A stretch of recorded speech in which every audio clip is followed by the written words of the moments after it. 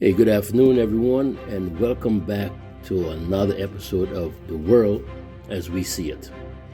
This is Baba Shaka, and want to talk about a few things that's been happening in these here yet to be United States.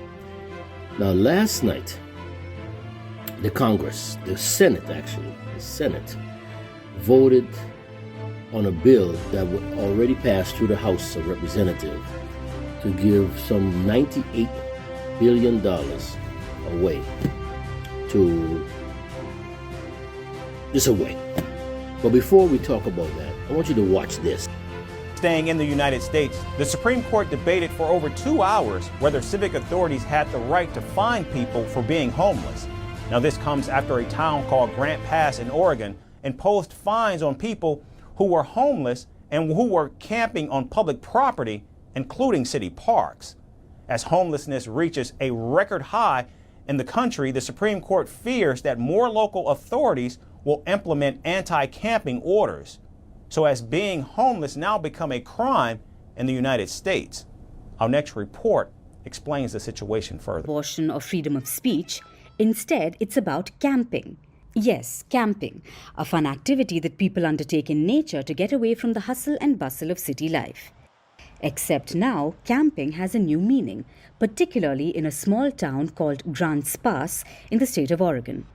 The town's local government has passed an ordinance that bans camping. Here's how local authorities term it. Bedding, sleeping bag or other material used for bedding purpose or any stove or fire is banned on public property and public parks. Violators are being fined up to $295. Now you see what's going on the streets of America. Now that story is just one place. It just focused on one place in the Northwest, but that scene is playing out all over the country, in Los Angeles, in San Francisco, in Washington, D.C. I'm talking about blocks away from the White House. You know, you can find scenes like this. There's all over the country, all right? But let's take a look at this. In 6 months of hard work, many twists and turns in the road, America sends a message to the entire world. We will not turn our back on you. We tell our allies, we stand with you. We tell our adversaries, don't mess with us. We tell the world we will do everything to defend democracy and our way of life. This national security bill is one of the most important measures Congress has passed in a very long time to protect America's security and the security of Western democracy. To our friends in Ukraine, America will soon deliver more ammunition and air defenses and basic supplies you need to resist Putin on the battlefield. To our friends in Israel, America will soon deliver aid to help you fight the scourge of Hamas and stand up to Iran. Of this country that is supposed to be a democracy are not listening to the people. They don't care what the people say or the people feel or what the people think.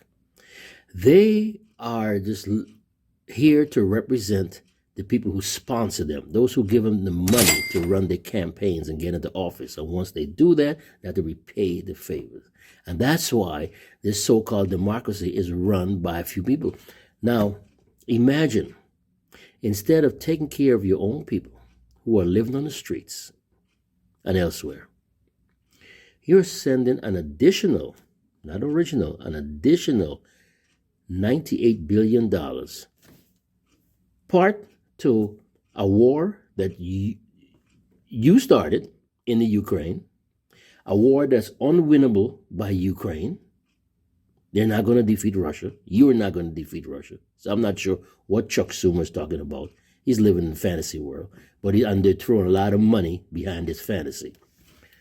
The second one is money to Israel. Imagine talking about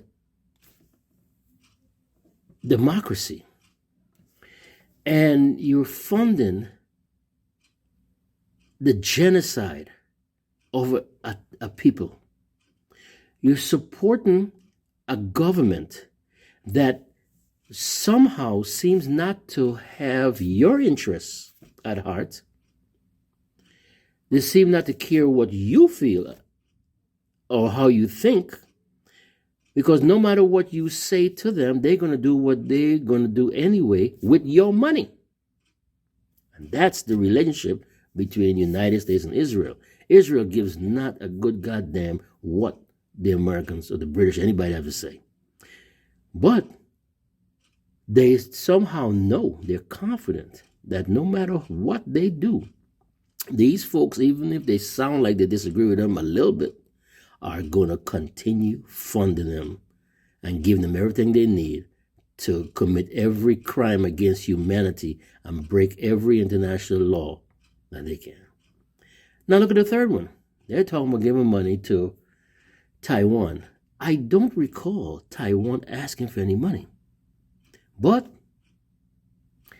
the United States wants to start a war with China. They're not in enough wars.